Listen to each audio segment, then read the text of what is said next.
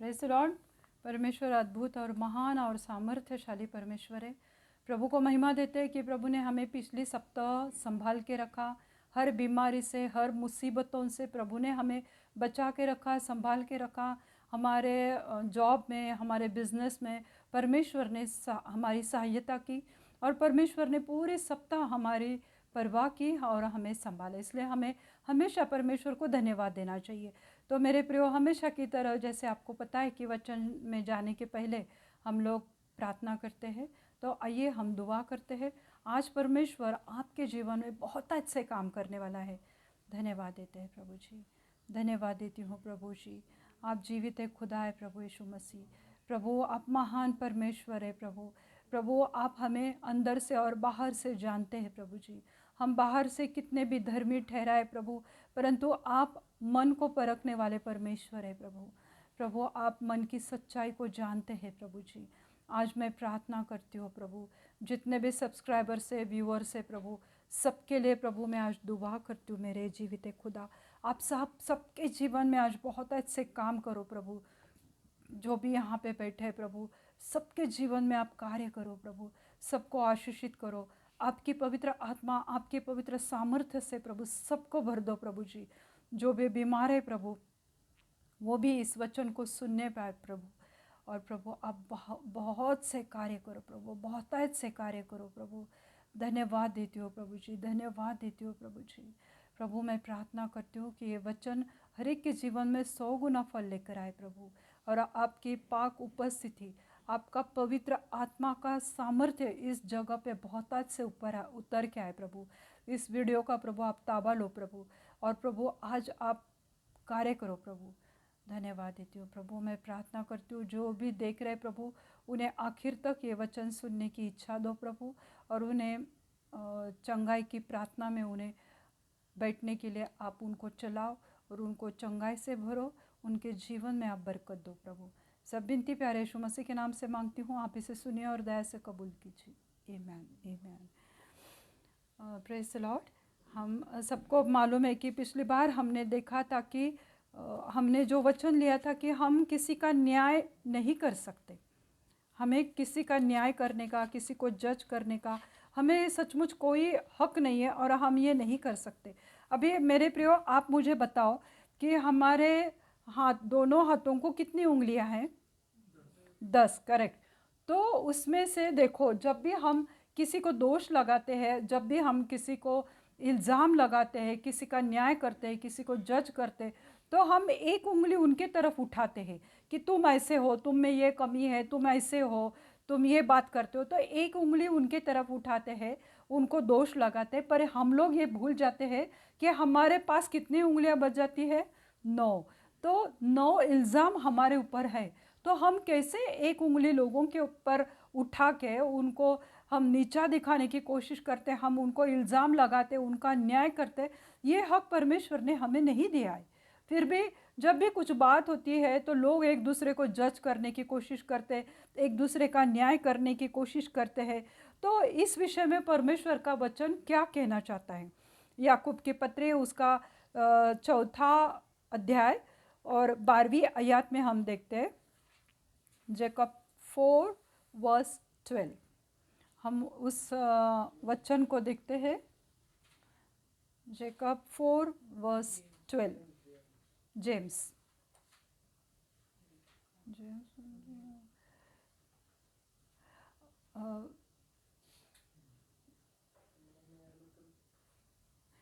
व्यवस्था देने वाला और हकीम तो एक ही है, जो वचन ने और जो बचाने और नाश करने समर्थ है। पर तू कौन है जो अपने पड़ोसी पर दोष लगाता है? हालेलुया। प्रभु का वचन क्या कहता है कि व्यवस्था देने वाला और हकीम एक ही है। मतलब क्या है कि नियम देने वाला और न्यायाधीश, हकीम मतलब न्यायाधीश, जज एक ही है। जैसे नियम बनाने वाला कौन था? प्रभु परमेश्वर ने, पिता ने मूसा को नियम शास्त्र दिया था या व्यवस्था दी थी। परमेश्वर ने मूसा को दी थी और मूसा के द्वारा व्यवस्था आई। तो जो नियम थे वो परमेश्वर ने मूसा को दिए इसलिए पिता जो है वो नियम देने वाला या व्यवस्था देने वाला, और न्यायाधीश कौन है? तो वो सिर्फ और सिर्फ प्रभु यीशु मसीह है। हालेलुया। क्योंकि प्रभु यीशु मसीह ने अपने खुद का समर्पण किया, अपने आप को हम सब के लिए, जगत के पूरे लोगों के लिए उसने अपने प्राण दिए। ऐसा कोई भी नहीं करता है। उसने हमें छुटकारा मिलने के लिए, हमारे उद्धार के लिए, हमारे चंगाई के लिए उसने अपने प्राणों को कुर्बान किया हमारे लिए। तो इसलिए पिता ने उसको पूरा हक दिया है कि जगत के हर एक इंसान का, मनुष्य का वो न्याय कर सके।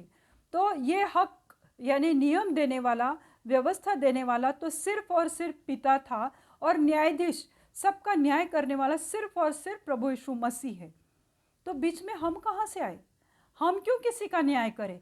हम क्यों किसी के ऊपर दोष लगाए? हम क्यों किसी को क्रिटिसाइज करें कि तुम ऐसे हो, तुम्हें वचन देने को नहीं आता, तुम तो अभी अभी वचन देने लगे हो, तुम्हारे पास पूरा ज्ञान नहीं है, और तुम पापी हो, तुम बीमार रहते हो। ये सब इल्ज़ाम लगाने को या न्याय करने को हमें किसी ने हक नहीं दिया है। ये हक सिर्फ और सिर्फ प्रभु यीशु मसीह को है। क्योंकि याकूब की पत्री उसका 4 अध्याय और 12वीं आयत में लिखा हुआ है, व्यवस्था देने वाला और हकीम तो एक ही है, मतलब पिता और पुत्र। पिता परमेश्वर, अब्बा फादर, और पुत्र यीशु मसीह एक ही है, वो दोनों अलग अलग नहीं है। तो आगे लिखा है, जो बचाने और नाश करने समर्थ है। बचाने के लिए, जो पाप में गिरे हैं उन्हें बचाने के लिए, जो बीमार है, जो मरने पर है उनको बचाने के लिए, जिनका उद्धार करने के लिए, और जो दूसरों का न्याय करते हैं, जो दूसरों को नीचा दिखाते हैं, उनका नाश करने के लिए ये दोनों समर्थ है। और वो दोनों एक ही, नियम देने वाला और न्याय करने वाला, न्यायाधीश यानी पिता परमेश्वर और प्रभु यीशु मसीह, ये दोनों एक है। और उनको हक है यीशु मसीह को किसी का भी न्याय करने का। इंसानों को हक किसने दिया? इसलिए वचन कहता है, परंतु तू कौन है जो अपने पड़ोसी पर दोष लगाता है? तू कौन है? प्रभु बोलता है, तू कौन है? तू बड़ा कोई अफसर है, तू बड़े किसी ओहदे पर है, वो सब ठीक है, पर तू अपने पड़ोसी कौन है? पहले हमारी फैमिली होती है, पड़ोसी होते जहाँ पे हम लोग काम करते, हमारे कलीग्स है, हमारे सोसाइटी वाले हैं, और सच में हमारे जो बाजू में रहते हैं वो पड़ोसी है, हमारे मंडली के लोग हैं, चर्च के लोग हैं। हमें कोई हक नहीं होता है किसी के ऊपर इल्ज़ाम लगाने को, दोष देने को और उनका न्याय करने को। कौन है? परमेश्वर बोलता है, अरे तू कौन है? मैं बैठा हूँ यहाँ पे बचाने के लिए और उनका न्याय करने के लिए, पर तू कौन है? मैं तुम्हें नहीं जानता, तूने मेरे लिए जान नहीं दी, मैंने तुम्हारे लिए जान दी है, तो तू कौन है किसी का इल्ज़ाम लगाने को? चर्च में लोग आते हैं, फिर किसी के कपड़ों के ऊपर वो न्याय करते हैं, किसी के चाल चलन पर न्याय करते हैं, किसी के कैरेक्टर पे वो दोष लगाते हैं। प्रभु कहता है, तू कौन है? मैं तुम्हें नहीं जानता। ये हक मुझे है क्योंकि मैंने सैक्रिफाइस किया है, मैंने अपना बलिदान किया है वो क्रूस पे, मेरी वजह से तुम लोगों को उद्धार मिला है, और मेरी वजह से आज तुम स्वर्गलोक में आने वाले हो। तो तू कौन है किसी को न्याय करने वाला? जब तू एक उंगली उठाता है, 9 उंगलियां तेरे पास है। तो मैंने तुम्हें हक नहीं दिया है। प्रभु यीशु मसीह ने कहा है कि मैं तुम्हें नहीं हक देता हूँ कि तुम किसी का न्याय करो। और प्रभु यीशु मसीह ने तो हमें सिर्फ और सिर्फ एक ही आज्ञा दी है। वो कौन सी आज्ञा है? लव, प्रेम करो एक दूसरे से, अपने भाई से प्रेम करो, अपने पड़ोसी से प्रेम करो, जैसे खुद से प्रेम करते हो उसी रीति से अपने पड़ोसियों से तुम प्रेम करो, प्रीति करो। ये परमेश्वर प्रभु यीशु मसीह ने हमें दिया। 10 आज्ञा कोई नहीं पाल सकता, कोई भी नहीं कर सकता। तो इसलिए प्रभु यीशु मसीह ने सिर्फ एक आज्ञा दी कि तुम प्रेम करो एक दूसरे के साथ। ये नहीं कहा कि तुम न्याय करो किसी का। अगर हम रोमियो की पत्री में उसका 2 अध्याय और पहले आयत में देखते हैं, रोमन्स 2:1, हे दोष देने वाले, तू कोई क्यों न हो, तू निरुत्तर है, क्योंकि जिस बात में तू दूसरों पर दोष लगाता है उसी बात में अपने आप भी दोषी ठहराता है, इसलिए कि तू जो दोष लगाता है स्वयं ही वह काम करता है। हे दोष देने वाले, तू कोई क्यों ना हो, तो कोई क्यों ना हो मतलब तू कोई बड़ा लीडर है, तू कोई बड़ा चर्च में कोई इंसान है, तेरे हाथ में पावर है, सत्ता है, चर्च में तू हर एक चीज़ में है, या किसी भी क्षेत्र में तू कोई भी बड़े पोस्ट पे हो, तुम कंपनी के डायरेक्टर हो, सीईओ हो, कोई भी क्यों ना हो, तुम बड़े से बड़े प्रचारक हो, बड़े से बड़े प्रॉफिट हो, कोई भी क्यों ना हो, परमेश्वर कहता है तू कोई भी क्यों ना हो। इसका मतलब तू कितना भी बड़ा अफसर कुछ भी क्यों ना हो, पर तू निरुत्तर है, मतलब तेरे पास कोई जवाब नहीं, तेरे पास कोई उत्तर नहीं है, तू निरुत्तर है। ऐसा प्रभु ने क्यों कहा कि तू निरुत्तर है, तेरे पास जवाब नहीं, तेरे पास आंसर नहीं है किसी चीज़ का? क्योंकि जिस बात में तू दूसरों पर दोष लगाता है, जिस बात पर अरे तू क्या है, अभी तो तुम छोटे बच्चे की तरह जन्मे हुए मसीही है, तुम्हें वचन का प्रचार नहीं आता है करने को, तुम्हारा बर्ताव अच्छा नहीं, तुम्हारी बातचीत अच्छी नहीं, तुम्हारा लहजा अच्छा नहीं है। तो हम ऐसे एक दूसरे पे लांछन लगाते हैं, दोष लगाते हैं। तो यहाँ पे लिखा है कि तू कोई क्यों ना हो, पर तू निरुत्तर है, तेरे पास कोई जवाब नहीं। क्यों? क्योंकि जिस बात में तू दूसरों पे दोष लगाता है, उसी बात में अपने आप भी दोषी ठहराता है। अगर तुम किसी को कहते हैं कि तुम बदसूरत हो दिखने में, तुम्हारी भाषा अच्छी नहीं है, अगर ये हम कहते हैं तो वही सेम दोष तुम्हारे ऊपर भी आता है। तुम अपने आप को बड़ा ऑफिसर समझते हो, तुम्हारे कलीग्स को एकदम नीचे दिखाने की कोशिश करते हो, चर्च में तुम बड़े लीडर हो और दूसरे लोगों को एकदम छोटा समझते हो कि अरे ये कुछ भी नहीं है मेरे सामने। तो जो इल्ज़ाम तुमने दूसरों पे लगाया, जिनका न्याय तुम कर रहे, जिनको तुम दोषी ठहरा रहे, वो सब दोष तुम्हारे ऊपर है। प्रभु कहता है कि तुम भी दोषी ठहराए गए हो, इसलिए कि तू जो दोष लगाता है स्वयं ही वही काम करता है। जो तू दूसरों को कहता है, अरे तेरे कपड़े ढंग के नहीं है, अरे तूने ये क्या, अरे तू क्या करता है?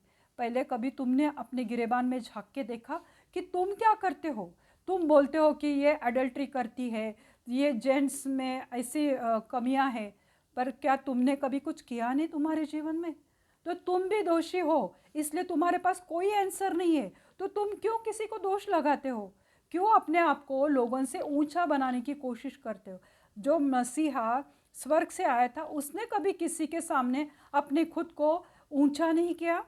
तो तू कोई क्यों ना हो, तुम किसी को दोष नहीं लगा सकते। अगर तुम दोष लगाते हो तो तुम्हारे ऊपर भी दोष लगाया जाएगा और तुम भी दोषी ठहराए जाओगे। आगे रोमियो की पत्री 2 और 3 में वचन है, हे मनुष्य, तू जो ऐसे ऐसे काम करने वालों पर दोष लगाता है और अपने आप वे ही काम करता है, क्या यह समझता है कि तू परमेश्वर की दंडक की आज्ञा से बच जाएगा? तुम ऐसे ऐसे काम करते हो। कैसे कैसे काम करते हो? तुम लोगों को कहते हो तुम ऐसे ऐसे काम करते हो, तुम शराब पीते हो, तुम जुआ खेलते हो, तुम एडल्ट्री करते हो, तुम व्यभिचार करते हो, तुम चोरी करते हो, तुम ऐसे उनके ऊपर दोष लगाते हो कि तुम ऐसे ऐसे काम करते हो, ऐसे तुम लोगों को कहते हो। पर क्या तुम ये नहीं समझते कि तू परमेश्वर की दंड की आज्ञा से बच जाएगा? प्रभु तुम्हारा न्याय करेगा ना। भले आज तुम में ताकत है, तुम में पावर है, तुम्हारे में सत्ता है, इसलिए तुम लोगों को नीचा दिखाते हो, इसलिए लोगों के ऊपर दोष लगाते हो, उनका न्याय करते हो। पर ये भूल मत जाओ कि परमेश्वर भी तुम्हारा न्याय करने वाला है। जैसे आज तुम हम लोगों का न्याय कर रहे हो, उसी रीति से तुम लोगों का भी न्याय हो जाएगा। तो तुम क्यों बोलते हो कि तुम ऐसे ऐसे काम करते हो? परमेश्वर का वचन कहता है, पवित्र शास्त्र हमें बताता है कि हमें परमेश्वर के महान न्याय सिंहासन के सामने एक ना एक दिन आना ही है। जब हम मर जाएंगे, जब प्रभु आएगा, तो हर एक को परमेश्वर के न्याय सिंहासन के सामने हमें उसके सामने खड़ा रहना है। तो हमें उससे डरना चाहिए। तो हमें हर दिन यह जानकर जीना है कि परमेश्वर हमारा एकमात्र न्यायाधीश है, प्रभु यीशु मसीह हमारा एकमात्र न्यायाधीश है। ये हमने हर दिन दिमाग में फिट करना चाहिए कि परमेश्वर हमारा न्यायाधीश है। तो हम लोगों की परवाह क्यों करें? और हमें हर दिन ये सोचना है कि आज मैं ऐसा कुछ गलत कदम उठाती हूँ या उठाता हूँ तो उसका न्याय मुझे मेरे फैमिली को नहीं उसका जवाब देना है, न मेरे पड़ोसियों को, तो मुझे खुद यीशु मसीह को जवाब देना पड़ेगा। तो ये मत भूल जाओ कि प्रभु हमारा न्याय करने वाला परमेश्वर है। तो हम हर दिन ये याद रखो कि मेरा एक ही न्यायाधीश है। कौन है वो? यीशु मसीह। आमीन। तो वो प्रभु यीशु मसीह है, तो उससे प्रसन्न करने की कोशिश करो कि मेरा ऐसा क्या काम है जिससे मेरा मसीह खुश हो जाएगा, जिससे मेरा प्रभु मुझसे संतुष्ट हो जाएगा। तो जैसे प्रभु का वचन कलाम पढ़ते हैं, प्रार्थना करते हैं, स्तुति आराधना देते हैं, लोगों की निंदा नहीं करते हैं, तो उन बातों से प्रभु को खुशी मिलती है। तो उसको खुश करने की कोशिश करो, ना कि मनुष्यों को। मनुष्यों को जितना खुश करोगे ना, तो वो मनुष्य को हम लोग ऊंचा उठाते। हमें परमेश्वर को, प्रभु यीशु मसीह को ऊंचा उठाना है, क्योंकि उसने हमारे लिए बलिदान दिया है। यहूदी लोग परमेश्वर को धन्यवाद देने वाले लोग नहीं थे, वो घमंडी लोग थे। उन्हें व्यवस्था पे बहुत ज़्यादा घमंड था और वो हट्टीले स्वभाव के थे, ज़िद्दी लोग थे, और वो अपने आप को पवित्र समझते थे, हालांकि वो नहीं थे। वो गलती करते थे पर ऐसा दिखाते थे कि हम बहुत पवित्र हैं। पौलुस, धार्मिकता एक प्रकार का घमंड है, प्राइड है। जो जिनको बहुत ज़्यादा बाइबल का नॉलेज है या बहुत अपने आप को दिखाते कि मैं बहुत होली हूँ, तो वो एक तरह का घमंड है। और ये जो धार्मिकता का प्राइड है, घमंड है, ये सबसे डेंजरस है, ये सबसे डरावना है कि हम अपने आप को बहुत ज़्यादा धर्मी खुद ही ठहराते। परमेश्वर ने हमें धर्मी ठहराना चाहिए, ना कि हमने अपने आप को धर्मी ठहराना चाहिए। जैसे कि मैं एक उदाहरण देना चाहती हूँ कि एक अंधा है, अंधे के हाथ में एक लैंटर्न है, दिया है, और वो लेकर जा रहा है। तो अंधा जब दिया लेकर जाता है तो उजाला किसको मिलता है? दूसरों को उजाला मिलता है, क्योंकि वो चल रहा है, लोगों को रास्ता दिखाई दे रहा है, लोगों को उजाला मिल रहा है। पर उसके हाथ में तो दिया है, लोगों को उजाला वो दे रहा है, पर वो खुद अंधेरे में चल रहा है, उसको तो कुछ नहीं दिखाई दे रहा है। उसी रीति से हमारे हाथ में परमेश्वर का पवित्र कलाम है, हमारे हाथ में पवित्र बाइबल है। वो हम लोगों को सिखा रहे कि ये मत करो, ऐसा रहो। उनको हम लोग प्रकाश दे रहे, हम उनको परमेश्वर के वचन का ज्ञान बांट रहे, और खुद अंधेरे में रह रहे, खुद गलतियों के ऊपर गलतियां कर रहे और अपने आप को धर्मी ठहरा रहे। तो परमेश्वर न्याय करेगा। तो हमें कोई हक नहीं बनता है कि हम वचन के द्वारा भी लोगों को कंडेम करें, उनको दोषी ठहराए, उनके ऊपर दंडाज्ञा दे। क्यों भाई? ये हक प्रभु कहता है मैंने तुम्हें नहीं दिया है। तू कौन है? प्रभु कहता है कि तू अपने पड़ोसी को दोषी ठहराता है। तू कोई क्यों ना हो, कितना भी बड़ा कोई क्यों ना हो, पर तुम्हें कोई हक नहीं है कि तू लोगों को दोषी ठहराए। तो इसलिए जब हम खुद अंधेरे में हैं तो हम लोगों का न्याय नहीं कर सकते। जैसे कि हम देखते हैं इसमें यूहन्ना 8वें अध्याय में, वहाँ पे एक व्यभिचारी स्त्री का उदाहरण दिया हुआ है कि वो व्यभिचार करते हुए पकड़ी गई थी, और पकड़ने के बाद उसको शास्त्री और फरीसी लोग उसको लेकर यीशु मसीह के पास लेकर आए, क्योंकि शास्त्री और फरीसी जानते थे कि मूसा के द्वारा जो नियम शास्त्र या जो व्यवस्था आई है, जो परमेश्वर ने मूसा के द्वारा उस वक्त लोगों को दी थी, तो उसमें लिखा हुआ था कि जो भी एडल्ट्री करता है, व्यभिचार करता है, तो उसको उसके दंड क्या होता था? उसको मृत्यु दिया जाता था। तो इसलिए उन्होंने यीशु मसीह को परखना चाहा, उसको पकड़ना चाहा कि अभी ये क्या करेगा, इसलिए उसको, वो स्त्री को उधर लेकर आए। तब प्रभु यीशु मसीह को उन्होंने कहा कि इसने व्यभिचार किया, इसने व्यभिचार किया, इसको पथराव करो, उसको पत्थर से मार डालो। बहुत चिल्ला पुकार हो रहा था, बहुत सारे लोग थे, वो व्यभिचारिणी बीच में खड़ी थी। प्रभु यीशु मसीह शांत ज़मीन पे कुछ तो लिख रहे थे। तो प्रभु यीशु मसीह ने यूहन्ना 8वां अध्याय और 7वें आयत में लिखा है कि तू जो निष्पाप हो वही पहले उसको पत्थर मारे। तुम जो निष्पाप हो वही पहले उसको पत्थर मारे। तुम लोग इतने बड़ी मात्रा में यहाँ पे इकट्ठा हुए हैं, ये व्यभिचारिणी स्त्री को पकड़ा है तुमने, तो तुम में से जो निष्पाप है, जो इनोसेंट है, जिसने कभी पाप नहीं किया है, उसी ने वो पहला पत्थर उठा और वो स्त्री को मारो। थैंक गॉड कि वो लोग ने अपने आप को परखा, उन्होंने अपने आप को जाना कि अरे मैं भी तो पापी हूँ, मैंने भी तो कभी ना कभी कुछ गलती की है। एक एक एक एक करके सब वहाँ से निकल गए और सिर्फ वो स्त्री और प्रभु यीशु मसीह थे। तो जो उसके ऊपर दंडाज्ञा लेकर आए थे, उसको दंड देने को आए थे, उसका न्याय करने को आए थे, पर प्रभु यीशु मसीह ने इस रीति से वो स्त्री का न्याय किया और उसे कहा कि आगे से पाप मत करो। तो ये हक सिर्फ और सिर्फ प्रभु यीशु मसीह को है। तो हम में कोई ऐसे नहीं है कि जिसने कभी कुछ नहीं किया है, तो इसलिए तुम किसी का न्याय तुम लोग नहीं कर सकते। अभी जो पौलुस था, तो पौलुस भी कैसा था, उसको पहले बहुत घमंड था कि व्यवस्था मेरे साथ है, और वो नियम शास्त्र या पुराने नियम को वो बहुत अच्छी तरह से जानता था, वो बहुत उसने अच्छा स्टडी किया हुआ था, इसलिए उसे बहुत घमंड था अपने आप पर कि मुझे बाइबल का ज्ञान है, मुझे पुराना नियम व्यवस्था का ज्ञान है। पर वही प्रभु यीशु मसीह को और उसके चेलों को, उसके लोगों को वो सताता था, क्योंकि वो व्यवस्था लॉ पे उसका ज़्यादा ध्यान था। और प्रभु यीशु मसीह ने तो सिर्फ हमें प्रीति की आज्ञा दी है, और प्रभु यीशु मसीह ने जो हमें कृपा दी है, उसकी वजह से आज हमारा हृदय का परिवर्तन हो सकता है। हम कभी जो पापी थे, हम बदल सकते हैं प्रभु यीशु मसीह की कृपा, उसकी उसने जो एक हमारे लिए बहुत उसने दिन इंतज़ार किया था, तो इसलिए प्रभु यीशु मसीह हमें दोष नहीं लगाना चाहता है, जैसे उस स्त्री को परमेश्वर ने दोष नहीं लगाया।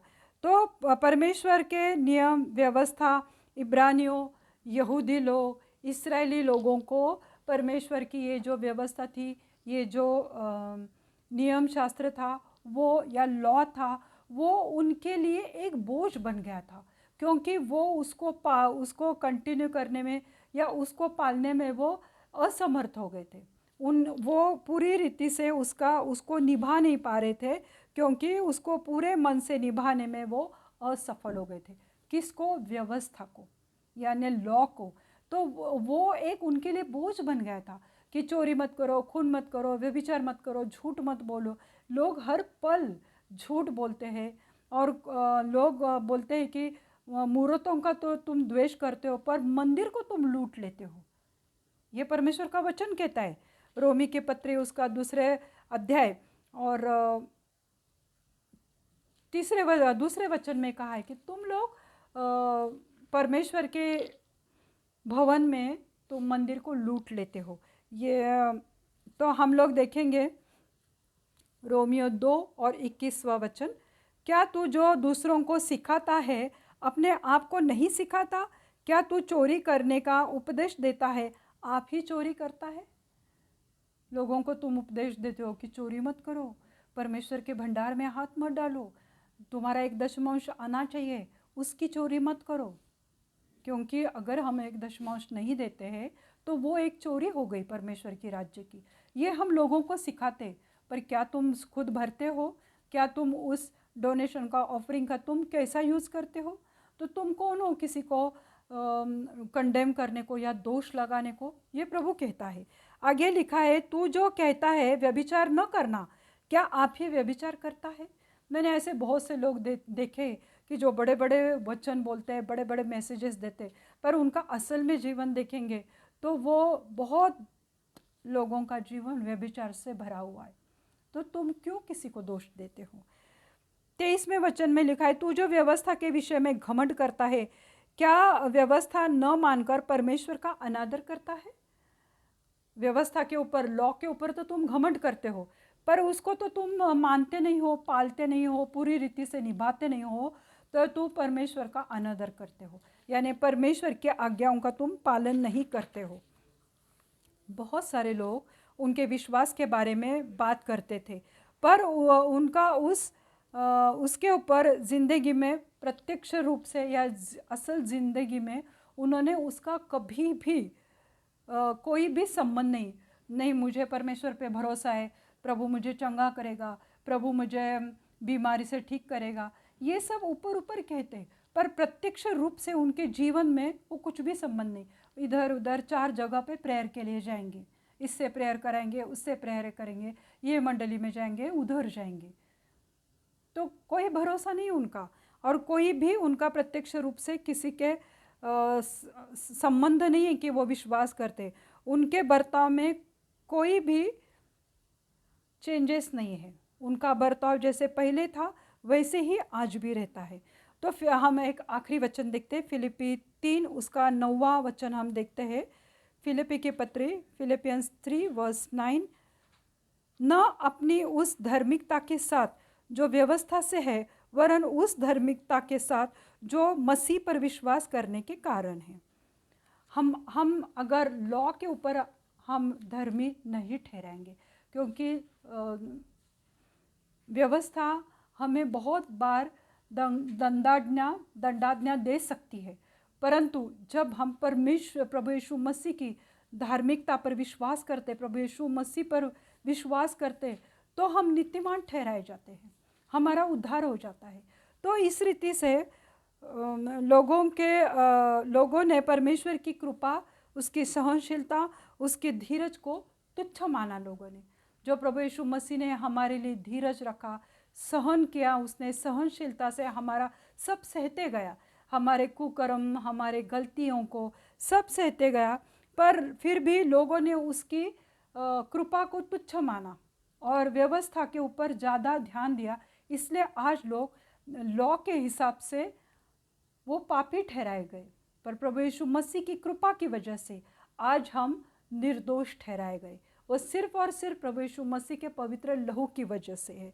तो परमेश्वर की कृपा तुम्हारे मन को बदल सकती है।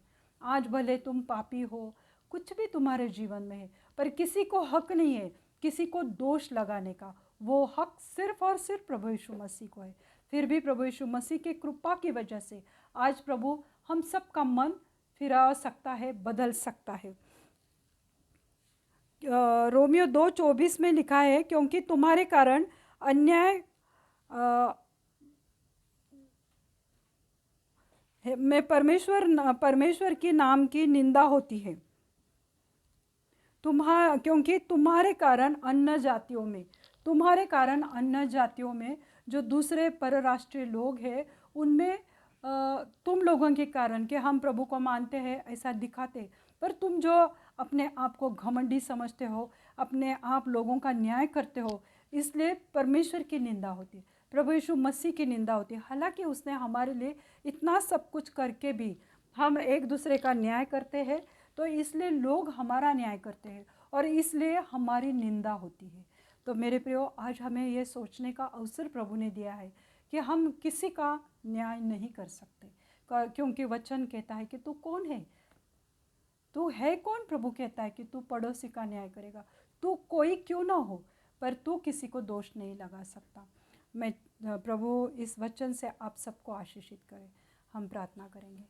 धन्यवाद देते प्यारे यीशु मसीह आज के समय के लिए, इस वचन के लिए प्रभु, के वचन प्रभु आज लोगों के जीवन में बहुत अच्छे काम करे प्रभु। बहुत बार लोग प्रभु हमें दुख देते हैं, हमारे ऊपर दंडाज्ञा लाते हैं प्रभु, हमारा न्याय करते हैं, हमें दर्द देते हैं प्रभु यीशु मसीह, पर आप जीवित खुदा है प्रभु। आपने कहा है कि तू कोई नहीं है किसी का न्याय करने वाला, तू कोई नहीं किसी को जज करने वाला। प्रभु मैं आज धन्यवाद देती हूँ इस आपके महान वचन के लिए प्रभु। ये वचन प्रभु आज बहुत ऐसे हर एक के जीवन में कार्य करने दो प्रभु। हर एक जो निंदा करने वाली स्पिरिट है प्रभु जी, जो दूसरों को दंडाज्ञा देने वाली स्पिरिट है, दूसरों का न्याय करने वाली स्पिरिट है, अपने भाई के खिलाफ बात करने वाली स्पिरिट है, उसको मैं डांटती हूँ यीशु मसीह के नाम से प्रभु। कोई भी किसी के खिलाफ बात ना करे प्रभु, ऐसे आप उनके ऊपर कृपा करो प्रभु। आप संभालो प्रभु, हर एक को छुओ प्रभु, हर एक को आशीषित करो प्रभु। प्रभु मैं प्रार्थना करती हूँ प्रभु जी, जितने व्यूअर्स है प्रभु, जितने लोग जुड़ रहे हैं प्रभु, सबको आशीषित करो, सबको चंगाई से भरो प्रभु। आपकी दया कृपा उनके ऊपर आने दो प्रभु, क्योंकि आप धीरज रखते गए प्रभु, आपने हमें कृपा दी प्रभु। और प्रभु आज धीरज से आप हमारे लिए सहते गए प्रभु, आपकी सहनशीलता की वजह से प्रभु आज हमारे हृदय का परिवर्तन हुआ है प्रभु। और हम आपको ही हमारा खुदा, हमारा न्यायाधीश मानते हैं प्रभु यीशु मसीह। और प्रभु आज से हम आपको खुश करने की कोशिश करेंगे, ना तो लोगों को खुश करने की कोशिश करेंगे प्रभु, क्योंकि लोग हमारे न्यायाधीश नहीं है, तो प्रभु आप हमारे न्यायाधीश हैं प्रभु। हम आपको धन्यवाद देते हैं प्रभु, धन्यवाद देते मेरे जीवित खुदा। आज इसी वक्त प्रभु हर एक को प्रभु अपने अपने पापी मार्ग से उनको आज़ाद करो प्रभु। उन्होंने हर एक पाप से तौबा करने की उनको इच्छा दो प्रभु, उनका मन फिराओ प्रभु यीशु मसीह, उनका मन प्रभु आपके वचनों पर लगने दो प्रभु, उनका जीवन बदल दो प्रभु यीशु मसीह। आज मैं प्रार्थना करती हूँ प्रभु जी, जितने भी बीमार है प्रभु, जितने भी प्रभु लोगों के घरों में परेशानी है प्रभु, प्रभु आज सबको छुओ प्रभु, हर एक बीमार को प्रभु चंगाई से भर दो प्रभु जी। प्रभु जो भी कमज़ोरी की आत्मा है उसको मैं डांटती हूँ यीशु मसीह के नाम से प्रभु।